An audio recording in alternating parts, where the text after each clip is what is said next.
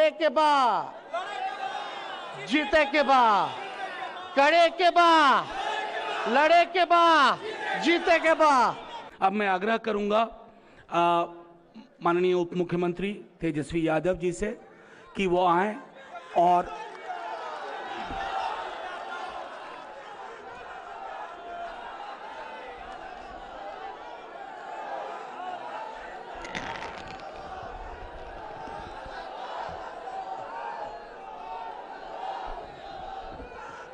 सबसे पहले राष्ट्रीय परिषद एवं खुले अधिवेशन में ताल कटोरा स्टेडियम में मंच पे उपस्थित राष्ट्रीय जनता दल के राष्ट्रीय अध्यक्ष आदरणीय लालू प्रसाद जी, पार्टी के सभी वरिष्ठ नेतागण, अलग अलग देश के प्रदेशों से आए हुए हमारे सभी नेता, पदाधिकारी, कार्यकर्ता, मीडिया के हमारे साथीगण और भाइयों और बहनों, सबसे पहले आज बड़ी दुख की बात है कि आदरणीय नेताजी जो समाजवादी, आप कह सकते हैं समाजवादी वट वृक्ष थे, एक प्रख्यात समाजवादी नेता रहे, लोकप्रिय राजनेता रहे, कुशल प्रशासक रहे, पिछड़ों और गरीबों और किसानों के जो नेताजी आज हम सबों के बीच नहीं रहे, इसका हमको गहरा दुख है। आदरणीय नेताजी से कुछ दिनों पहले राष्ट्रीय अध्यक्ष जी लालू जी के साथ हम मेदांता अस्पताल गए थे उनका हालचाल जानने। उस वक़्त सीसीयू में भर्ती थे, तो हमारी और राष्ट्रीय अध्यक्ष जी की मुलाकात अखिलेश जी से हुई और हम लोगों को लगा उस समय की सेहत में सुधार हो रहा है, तो अच्छी बात। लेकिन आज सुबह जब ये खबर निधन की पता चला तो हम सब लोग जो है मर्माहत हैं। नेताजी को धरती पुत्र के नाम से भी जाना जाता है। देश के रक्षा मंत्री के साथ साथ उत्तर प्रदेश के जो देश का सबसे बड़ा प्रदेश है उसके कई बार मुख्यमंत्री भी रह चुके हैं और हम लोगों से तो पारिवारिक रिश्ता भी है।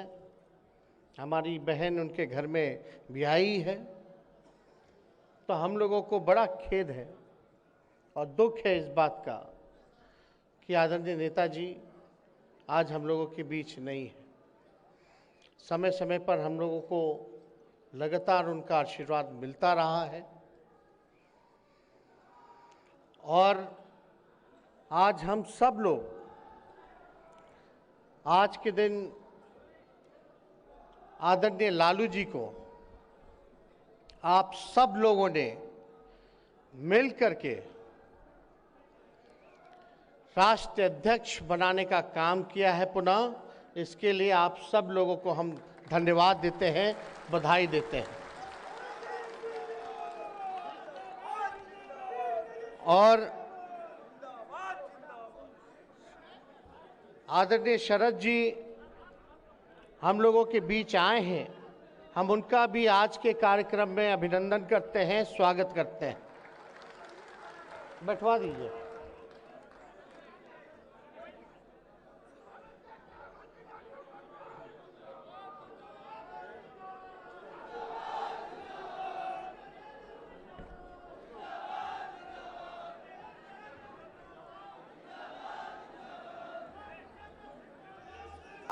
नेताजी अमर रहे, नेताजी अमर रहे, नेताजी अमर रहे। आप सब लोगों का धन्यवाद। आज शरद जी भी हम लोगों के साथ उपस्थित हैं। ज्यादा कुछ आज हम कहेंगे नहीं, लेकिन आप सब लोगों को पता है कि ये जो कार्यक्रम था पहले से ही प्रस्तावित था कि दिल्ली में इस बार नेशनल एग्जीक्यूटिव की राष्ट्रीय कार्यकारिणी की बैठक के साथ साथ खुला अधिवेशन भी दिल्ली होगा।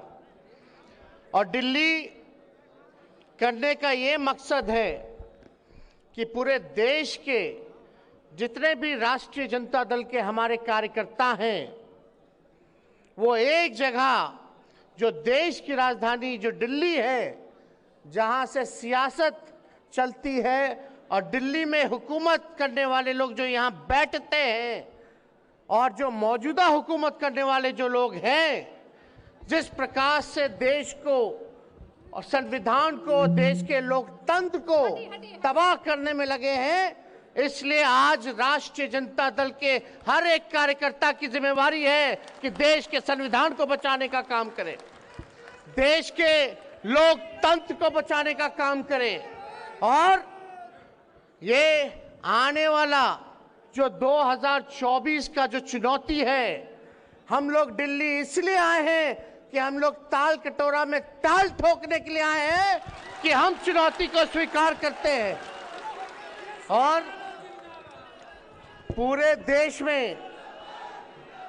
देश में जिस प्रकार से भाजपा के लोग लगे हुए थे, जितने भी विपक्षी दलों की सरकार थी, क्षेत्रीय दलों की सरकार थी राज्यों में, वहां तोड़ने में लोग लगे हुए थे, खरीद फरोख्त करके, डरा धमका करके सरकार गिराने में लगे हुए थे।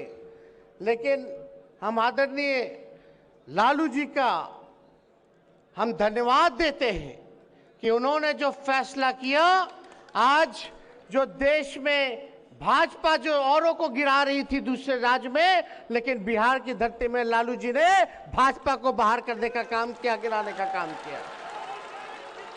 आज बिहार में आप देखिएगा महागठबंधन की सरकार है, 7 दल महागठबंधन में एक साथ हैं, अकेले भाजपा जो है पीछे रह गई है। और ये हम लोगों का प्रयास है दिल्ली आकर के जितने भी हमारे विपक्षी दल हैं या क्षेत्रीय दल हैं जो चाहते हैं कि भाजपा को सरकार से हटाएं, आज देखिएगा बिहार में जो हुआ, सब लोगों में एक उम्मीद, एक आशा पैदा हुई है। और देश के लोग कह रहे हैं, सभी विपक्ष के लोग कह रहे हैं कि अगर बिहार ने करके दिखाया है तो देश भी करके दिखा सकता है। तो हम लोग सब लोगों का प्रयास है, आदरणीय राष्ट्रीय अध्यक्ष लालू जी, बिहार के मुख्यमंत्री नीतीश कुमार जी लगातार इस प्रयास में हैं। हम लोगों ने महागठबंधन करके दिखाया, भाजपा को भगाया, देश में सभी विपक्षी दलों के नेता से मुलाकात कर रहे हैं।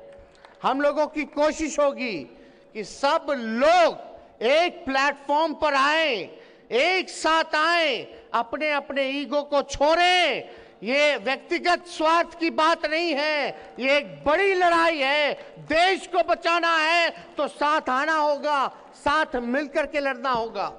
और हम लोगों ने महागठबंधन बनाया तो एक दल नहीं है, 7 दलें हैं। हम आप सब लोगों को कहना चाहते हैं कि आप लोग सब लोग इसी एकता के साथ, इसी गोलबंदी के साथ आप लोग रहने का काम कीजिए। कहीं किसी के भटकावे में, भ्रम की स्थिति में आने की जरूरत नहीं है। बहुत साजिशें चली जाएंगी, बहुत षड्यंत्र होगा, लेकिन हम लोगों को उसका जवाब देना होगा, एक रह करके जवाब देना होगा। और आप लोग तो सब लोग जानते हैं कि बताइए, देश के प्रधानमंत्री नरेंद्र मोदी जी 75 साल बाद कोई चाय के दुकान से प्रधानमंत्री बन गया। 75 साल में चाय के दुकान से देश के प्रधानमंत्री बन गए। लेकिन इन मोदी जी के 8 साल में, मोदी जी के इन 8 साल में MBA किए हुआ लड़का इंजीनियरिंग किया हुआ लड़का चाय की दुकान पे पहुंच गया है, पकौड़ा के दुकान पे पहुंच गया है। क्या फर्क है? आप सब लोगों को हम इतना ही कहना चाहते हैं, हम आदरणीय लालू जी को धन्यवाद देते हैं कि 2014 में इन्होंने कहा था लोगों से कि देश टूटेगा या एक रहेगा, ये आपको फैसला करना है। आप देख लीजिए, आज 8 सालों में देश बर्बाद हो रहा है, देश के संपत्तियों को बेचा जा रहा है, देश के संविधान के जगह आरएसएस का एजेंडा लागू करने का प्रयास किया जा रहा है। किसान, मजदूर, नौजवान सब लोग परेशान हैं। महंगाई की मार, यही लोग ना गाना गाता था भाजपा वाला लोग कि महंगाई डाइन खाई जात है। आज डाइन नहीं भौजाई हो गई है। तो इसलिए आप सब लोगों को, ये लोग जो छलिया लोग हैं, जो कपटी लोग हैं, ये लोग केवल धोखा देने का काम करते हैं, वोट की राजनीति करते हैं। इनको देश के लोगों की सेवा से कोई मतलब नहीं, इनको गरीबों से कोई मतलब नहीं। आज बताइए, एक भाजपा का एमपी कौन से डिजाइन में लोग लगा हुआ है? एक भाजपा का एक एमपी है दिल्ली का, वो ज्ञान बांट रहा था कि अल्पसंख्यक जितने हैं, मुसलमान जितने हैं, जो रेहड़ी पे फल बेचते हैं, जो गुमटी में दुकान खोलते हैं, वहां से कोई खरीदी मत करो हिंदू भाइयों, कोई उनसे खरीद मत करो। बताइए क्या सोच है भाई? जरा उस सांसद को बता दीजिए, इन भाजपा वालों को, कि जितना डीजल पेट्रोल आता सब मुसलमानी कंट्री से आता है, तो क्या डीजल अब पेट्रोल लेना बंद कर देंगे क्या? और कितने मुसलमान देश में, आप देखिएगा कि कितनी बड़ी आबादी हमारे देश के लोगों की है जो विदेश जाके रोजी रोटी करते हैं। अगर वहां भी ऐसा हाल होगा तो एक झटके में करोड़ों लोग जो है रोड पर आ जाएंगे, हमारे देश के लोग। आज यही भाजपा की ऐसी सोच है जिसके वजह से हमारी आर्थिक स्थिति देश का गड़बड़ा गया, चौपट हो रखा है। मोदी जी कहते थे ना कि ऐसा नहीं हो, मुख्यमंत्री थे तो बोलते थे ऐसा नहीं होता है दोस्तों कि रुपया कमजोर हो जाए। हमने भी शासन किया, हमें पता है। अब 8 साल में बता दीजिए, रुपया सबसे महंगा हो गया, सबसे मतलब नीचे गिर गया।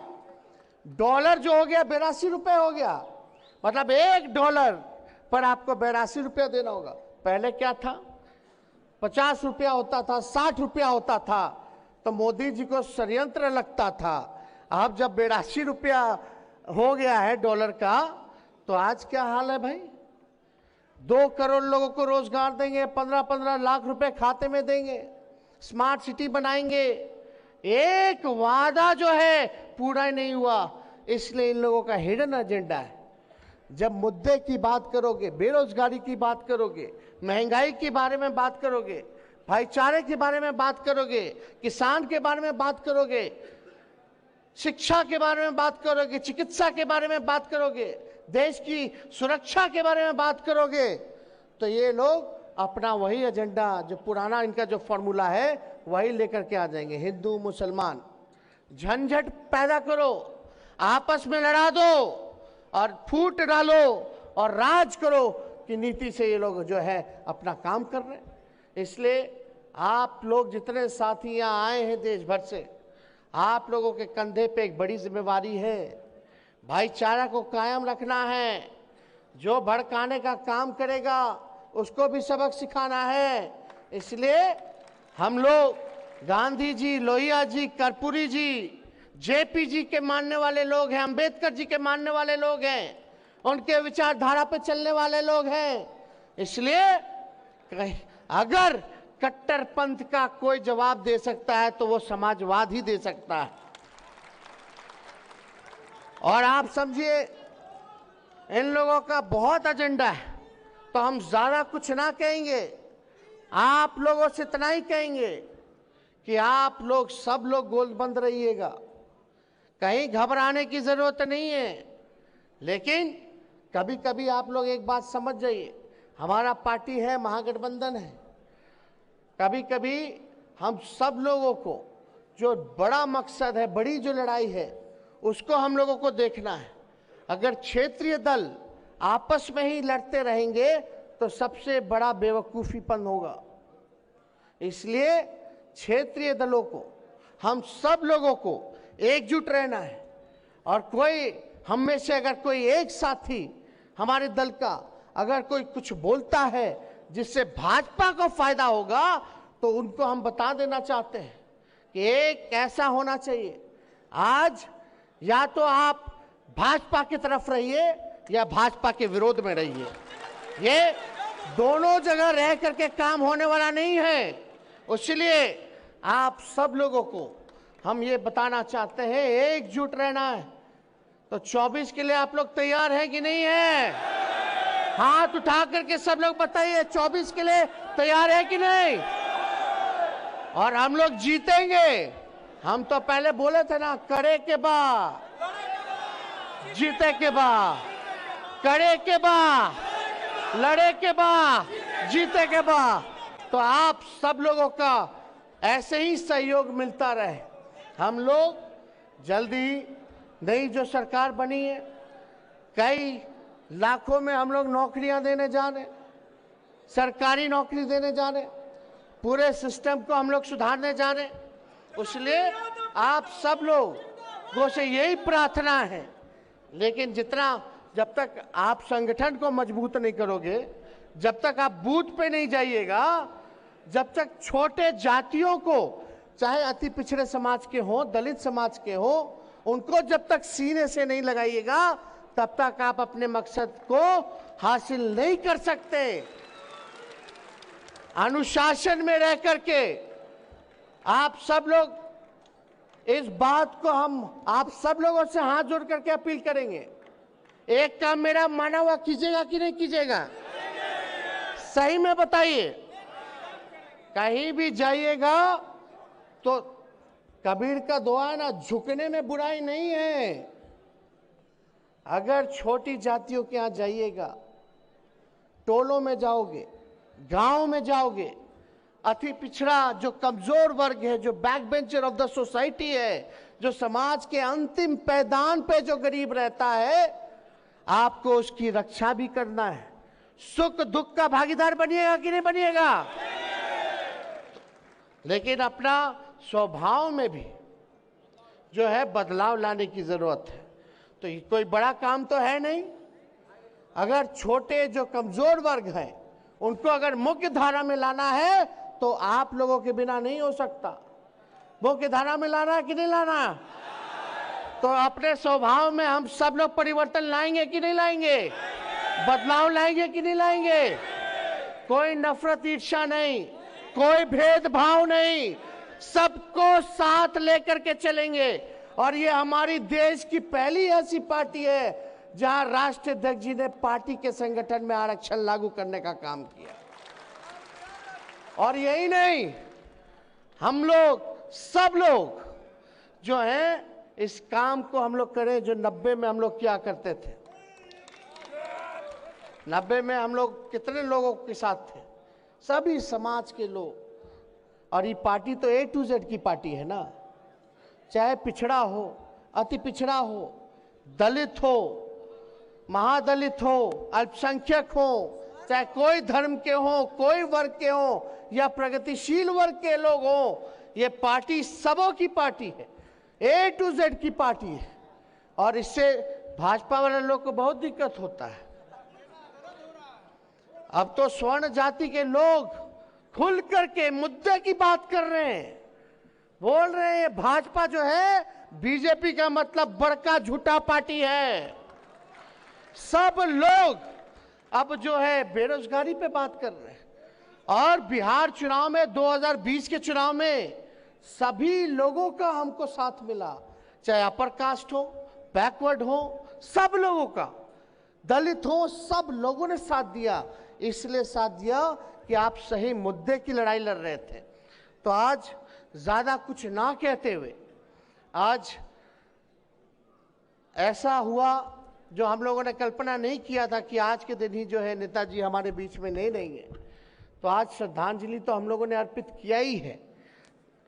तो हम ज़्यादा कुछ ना कहते हुए आप लोगों को पुनः बधाई देने का काम करते हैं कि यहाँ आया हुआ एक एक आदमी बुला अपने खर्चे पर आया, अपने लोग जो है खुद पहुंचा। ये बीजेपी वाला जैसा नहीं है कि उठा उठा के ले जा रहा है, फुसला के ले जा रहा है। बोलता है भाजपा वाला चलो रैली में मोदी जी से इंदिरा आवास दिला देंगे, बीपीएल कार्ड बनवा देंगे। तो ये सब वाली पार्टी नहीं, ये लालू जी की लोकप्रियता है देश भर में, उस वजह से ये सब चीज हो रहा है। हम लोगों को कल्पना नहीं, तो इसलिए आप सब लोगों को हम यहाँ स्वागत करते हैं, आप लोगों का अभिनंदन करते हैं और अपनी बात को यही समाप्त करते हैं और श्रद्धा के सुमन फिर से नेताजी के चरणों पर हम गिराते हुए अपनी बात को खत्म करते हुए जय हिंद, जय बिहार, जय राष्ट्रीय जनता दल।